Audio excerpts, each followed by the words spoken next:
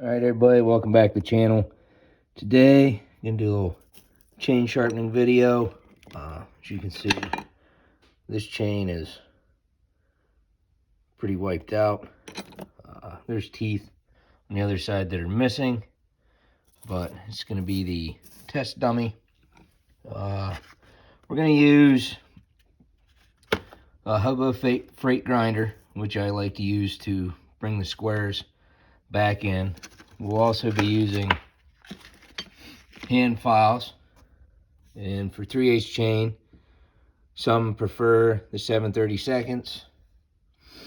I prefer the still 13/64, as you can see, and we will also sharpen a few teeth with the Dremel.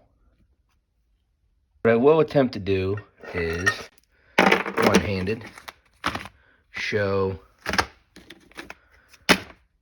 if I can get it stood up here. This is a 13/64, which I doubt the camera will focus on. And what I like about the 13/64, you get the 13/64 into the tooth, it really seems to give you a sharper angle on your top plate than what I seemingly get with a 7/32 file. I don't know how that shows up on camera, but it 7/32 definitely sticks up out farther, giving a more squared blunt edge on your top plate. So here's an example of that. The chain that my thumb is on was sharpened with a 13/64 file, and the Oregon chain behind it was sharpened with a 7/32 file. So we can get this side-by-side comparison here. You can see how 7/32 leaves a little bit blunter edge than the 13/64. So here we are over on the Hobo Freight Chicago electric grinder with the chain. You can see it's pretty squared off. Turn it on. So when you come down on these, you don't want to just hold it on the tooth. You just bring it in, bump the tooth,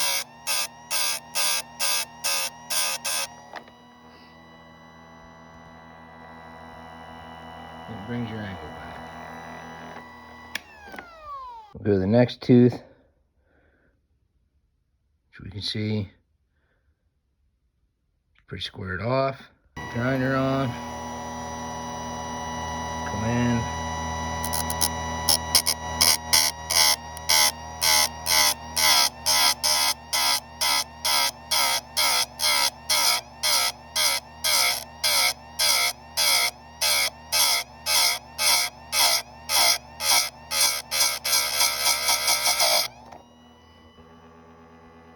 see, put your side plate back in.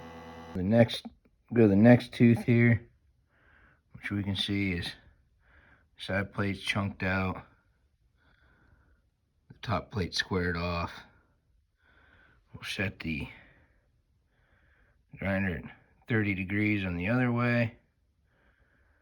We'll sharpen it. Still, chain is usually 30 degree. A lot of the Oregon I've found, they seem to do better at 25 degree. The box, I was running LPX chain for a while in 325, and it preferred, and the box said sharpen at 25 degree. So that's one thing to keep in mind. So now we got that same tooth turned to the 35 degree. I'll come in here, try to get the camera angle the best I can.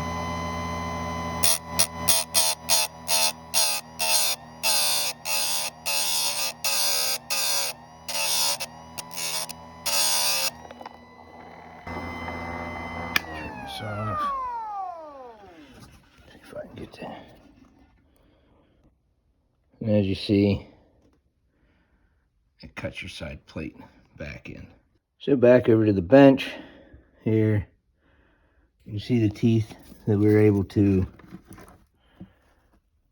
square back up with the grinder, 30 degrees compared to them being flat. Okay, so those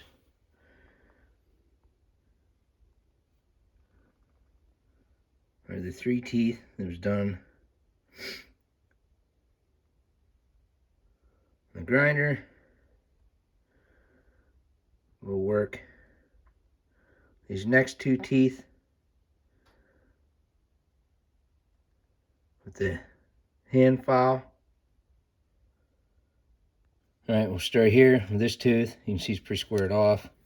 Again, the camera focus be a 13/64 file. Just take it in. They have your angle line and the tooth to follow. We're just gonna want to file that out. You'll see it start getting the angle back as it strips out. You're planning to gull it out.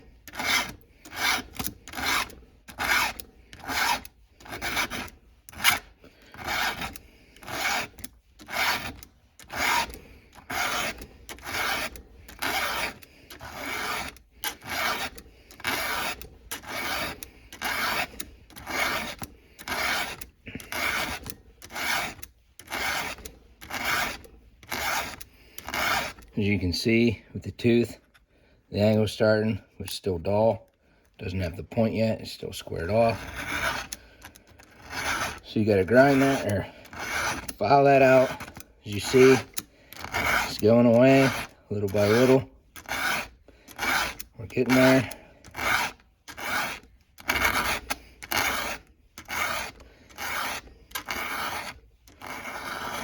Oop, I just took the little burr off. So now that tooth is filed back out. As you can see, it'll catch your thumbnail and pull off. I'm gonna do this one. I have to flip the bar around so I can unfortunately only sharpen a chainsaw one way. I don't get how people can do it backwards. I have a heck of a time, so bear with me.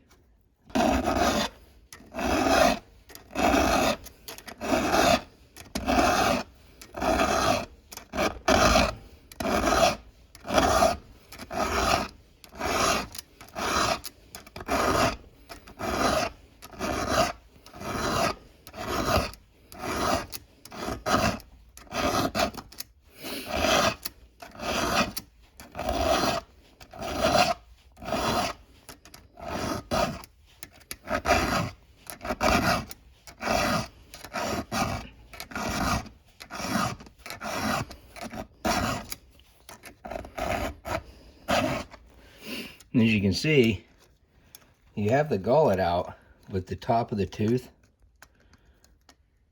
is still only sharp back here, still squared up in the front side.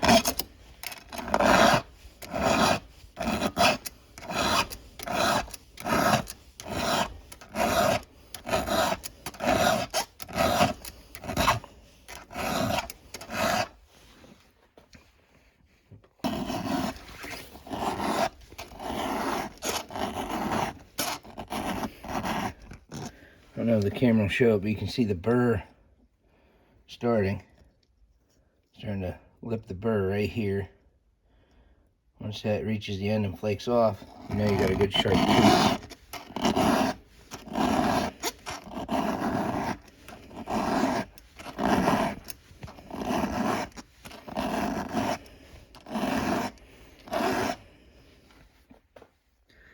Alright, there it is. Burr's there. Should catch right on your fingernail. That tooth is sharp. Okay, so there's where the grinder. There's your hand file. These next two we'll use the Dremel. It will be a 7/32 sharpening stone.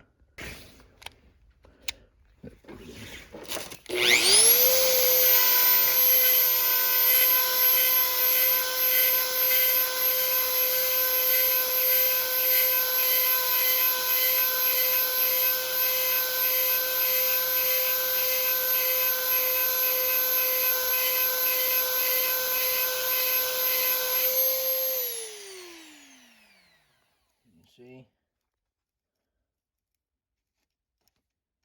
it's sharp with the Dremel. You can look in there, see the tooth, the top plate, and this is an example of what I was talking about with the 13/64. You can see how much sharper it makes that compared to like the 7/32, leaves it a little blunt. Right, so the chain's flipped, so I can only work one direction. You can see how screwed up that chain is. We'll hit it with the Dremel in the 7/32.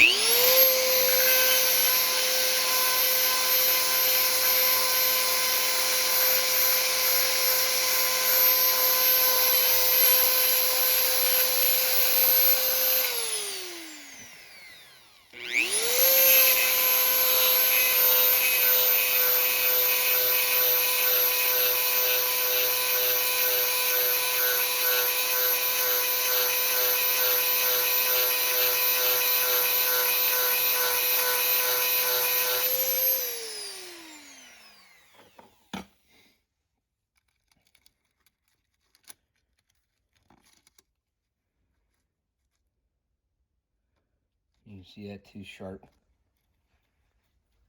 All right, we'll hit this tooth with a 7/32 file.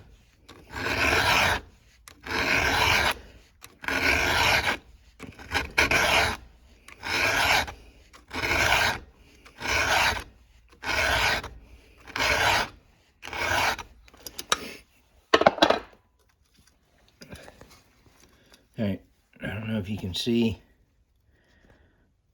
how it's a little squarer than the one that was done with the 13/64 file. What I like to do is when I'm done is I use a file guide and I go over them. This is 3/8 with 13/64. I especially use this if I do sharpen one with a 7/32 file, because this will actually work that top plate back, make it give that little bit more edge in that top plate. You can see how much more that goes back. If a 13/64 file, I'll drop down to a 3/16 file for the 325 chain, and I'll just give it 2 quick passes. I'll even do it if I have to square it up on the machine, on the grinder. I'll give it a few passes on each tooth that I use the grinder on.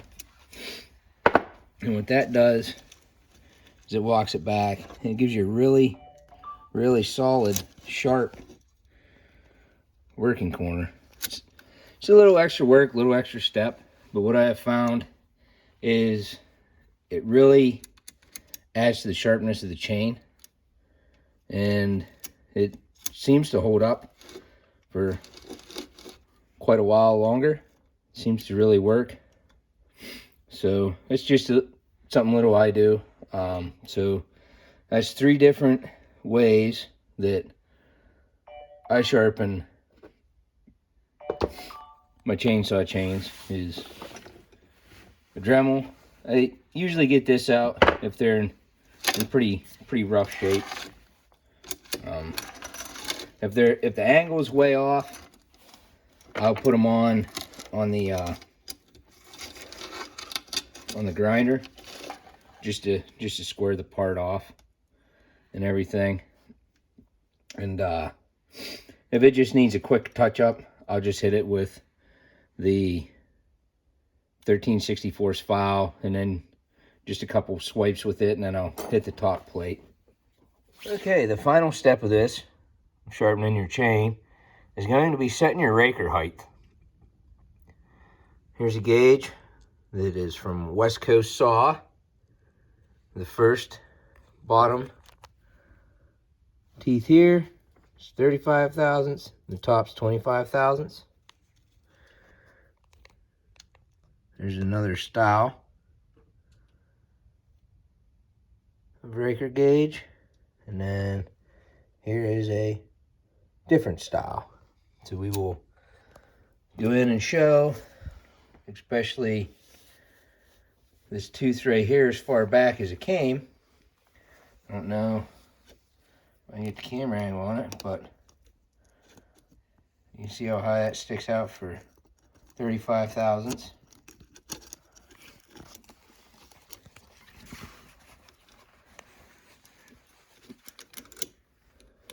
And then there it is for 25 thousandths. You can see how far it came back compared to, let's go to this tooth here, compared to this tooth that we didn't really have to take back too far to get square. And you'll see that it just needs a quick swipe. This style works by going over the teeth and laying on it, and you'll see that it needs filed down. And finally, this style is the same, basically the same. It goes on, it sits there, and it shows how far it has to come down. So, without further ado, we'll stick this on there. You can feel it. That's on there. You can see just the slightest little lip. And you'll touch that off. You'll see it took the high spot off. So we come back to this tooth. You'll see it has a lip. So we'll run a file over it. As you can see, it doesn't have the lip no more. And then here we'll get into a little bit shorter tooth, so this will probably take a few more swipes. Oh, lovely noise.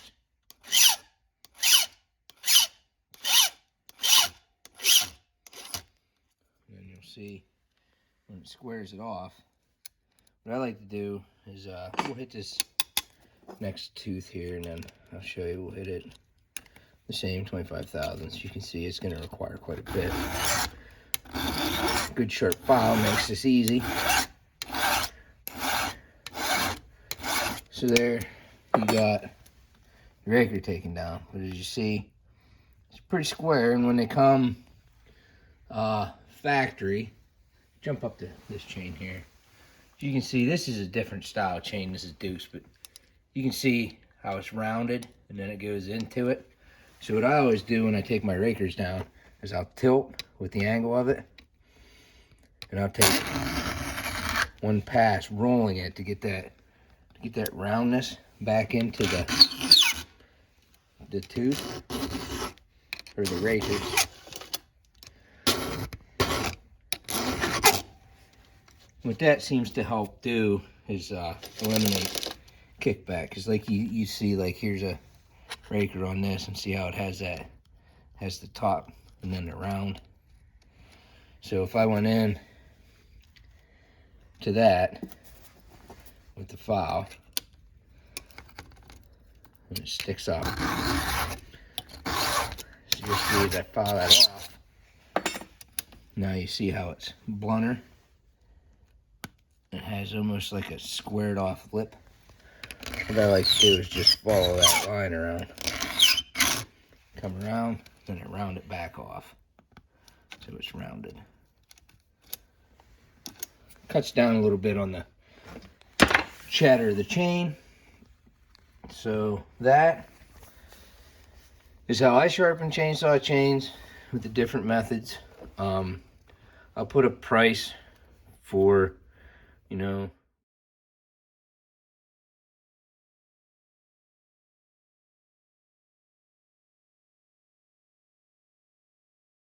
just to grind chains. I mean, average homeowner, the hobo freight grinder will sharpen your chain.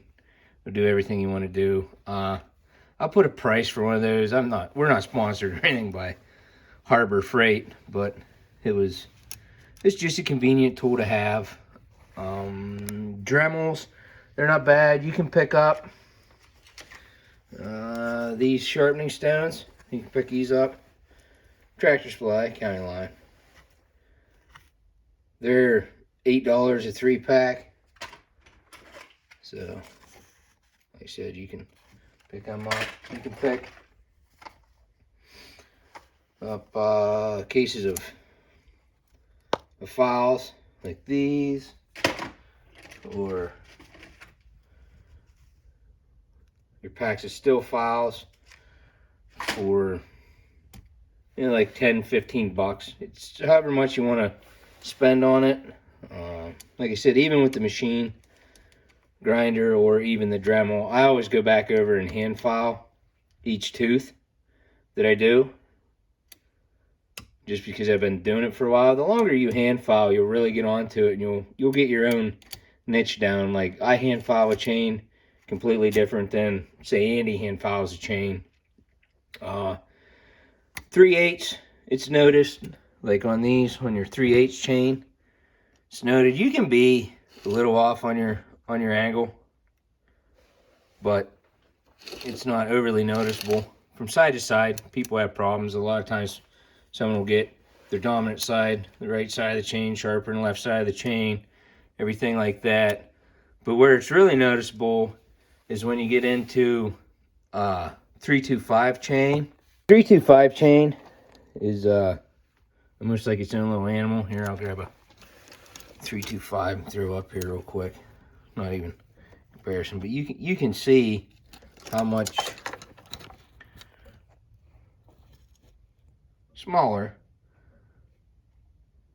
the cutters are.